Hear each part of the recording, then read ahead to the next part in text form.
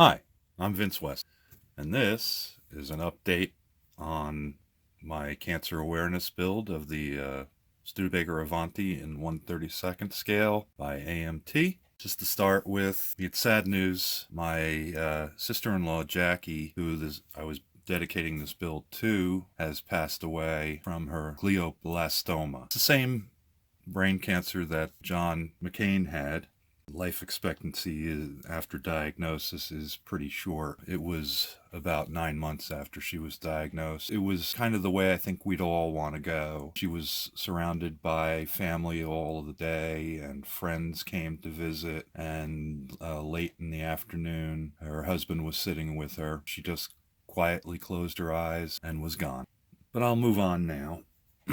Okay, so this is where I'm at. I'm almost to the assembly stage. And what I wanted to do was, before I did that, kind of show off some of the details, because some of them may be hidden, especially the ones in the interior. And that's where I'm going to start. This is the glass.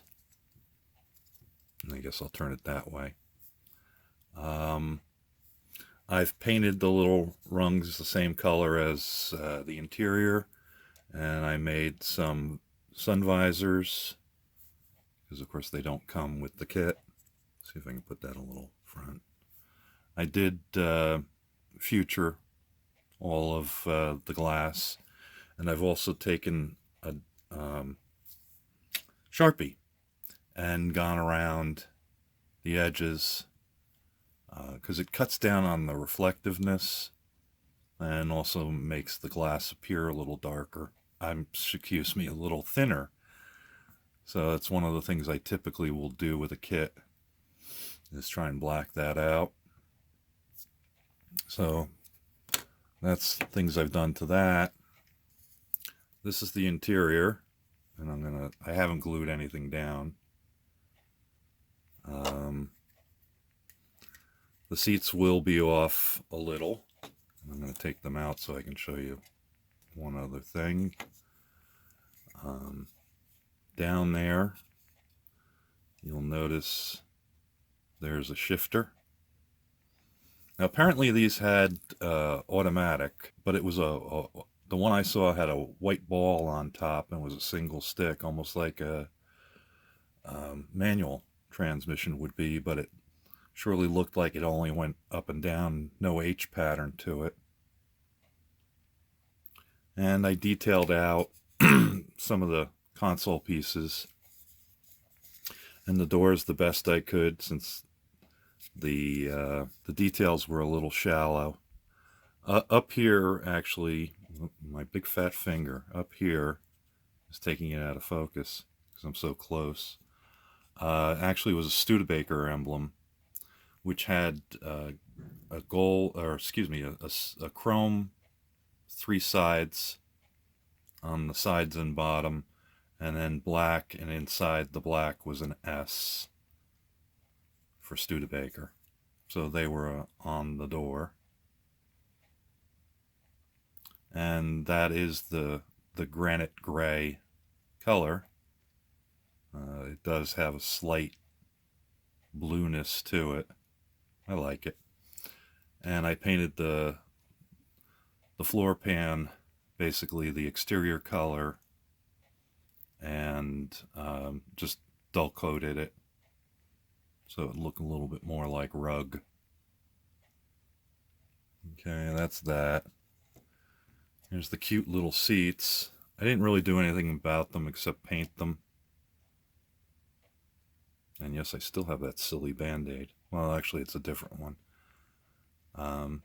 But they're nicely molded, and they were pretty easy to clean up. So I just painted them. When I get them in the car, they'll be slightly off. The driver's seat will be a little further back than the passenger seat, which I tend to like to do with buckets, since it, usually your lady friend her seat's a little closer and you have to push your seat a little back. So I figure that's a good representation. Here's the dash. with steering wheel. And here's the dash without steering wheel. Painted all of the gauges inside, and kind of wiped. I put a black wash in there, and you can't really see it with the reflection here, but some of the needles and things show up. And then I had put future, stop that, inside to give them a gloss look. Probably won't see them much, but I'll know they're there. And the steering wheel is detailed with the interior color and some chrome where the horn is and the knob in the center, which again would have been a Studebaker emblem. Okay, so one of the other things I did in the interior was I noticed that if I set the back pin all the way down to the firewall, it sat this close. Let's see if I can turn that. It sat like that, and I was like, well, that looks stupid. So I wanted to sit a little further out. Not quite that far, but a little bit. So it looks a little more natural. So what I did was I took a little, using my leather punch, I punched out a little piece of styrene right there at my thumb tip and glued that in place because that's where the steering column hits the firewall. So it gives it a little more puffed out appearance where I wanted it to be. Here's the body. Now this was painted with the gray that I said I would, but I decided that looked just like primer for the most part, and I didn't really want that. So I have took some of my Pearl X and mixed it into the Future PFG, they're calling it now, and sprayed that as my top coat. And I used silver Pearl X. So the paint's got it isn't perfect, and actually mostly it's the top coat that really is off, but it came out pretty well. And I went around with my Malto pen and highlighted, if I can get that to focus, the emblems on the body. That one, of course, says Studebaker. There's the Studebaker emblem again with black. There's the side badge. Oops, that's not focusing. The side badge here, I'm not even sure what that is. I don't remember. The Avanti in front. I can get it to focus, which actually looks worse than it did. Anyway, and also had to fix up the turn signals. Actually, at first, not knowing any better, I thought they were mold lines, and I sanded everything off, so I had to basically rescribe those and then paint them. I did a Malto back and Model Master amber turn signal to get those done. And then, of course, I did the windows, the wipers. I chromed with the Malto pen and then hit with a magic marker, you know the brand, to put the black wipers in. I'm not sure if I'm going to dull coat that or not, but there's the body. Oh, I also did the hood ornament, and actually I even had more fun because the S in this one is actually gold. So what I did was, after I hit it with the Malto pen, I painted the face with some gold paint, and then painted around the S with black, and stuck a little Future on it to make it more shiny. So there's the body. Okay. And,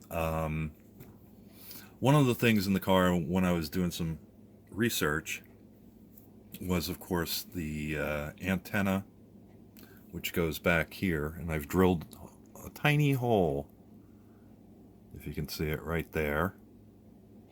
Maybe I can get that to the middle. A big fat finger in the way. And then the side mirrors of the 63 were up on the edge, so I've drilled 2 holes for them because I'm going to pin them in. And let's see, here's the antenna. It's a little overly long right now because I wanted to have extra wire so I can trim it to the right length once I get it in place. And I need to straighten it up a little yet too. And I've even got the little black, you can see there at the very base, the little black rubber represented there with paint. That would go through between the body and the antenna. And I also scratch built the rear view mirrors for the exterior. It's basically, once again, I used my leather punch to punch out the circle, and the little tiny piece of wire, and an even smaller piece of plastic. Let's see if I can get that to focus. There we go. At the base, and the curved shape that they had for their antenna. Kind of a racy, kind of Art Deco-ish almost looking thing. And then, of course, I just did it all in Malto pen. Malto pen to chrome it up. So that's one of the 2 I made. What other things? I think I showed you the bumpers with the bumperettes. I had to do some cleanup on the edges of these because they kind of curved out when I think it was just mold lines. So I had to sand that all back and hit the edge with Malto pen. I've got the 3 bumperettes, 2 on the corners and 1 in the middle for that, and the back bumper is just about the same. Let's see, here's the grill upside down.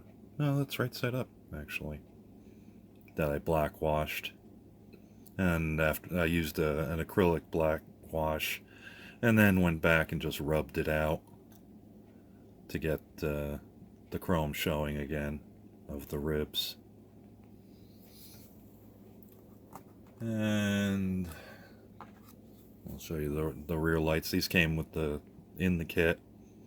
I had quite a bit of discrepancies in reference photos as to what these were supposed to look like, but they were pretty straightforward about, and I think I showed you this before, but I've done a little work on it since. The backup lights were on the inside, so driver's side from the rear would look like this. And so I don't make it too big, here would be your backup lights and then your brake lights. And right in the middle, it actually was body color.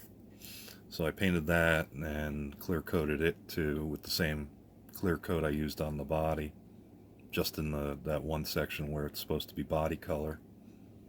And they'll sit in deep enough.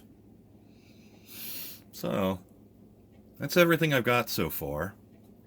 I'm finished creating all my details, and it's just about time for assembly.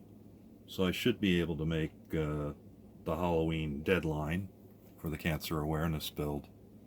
Oh, there was one other thing I meant to show you. I'm sorry. I do this every time, don't I? Let's see if I can get that in camera. There we go. Last time I talked about the wheel covers and said I did the star pattern and then put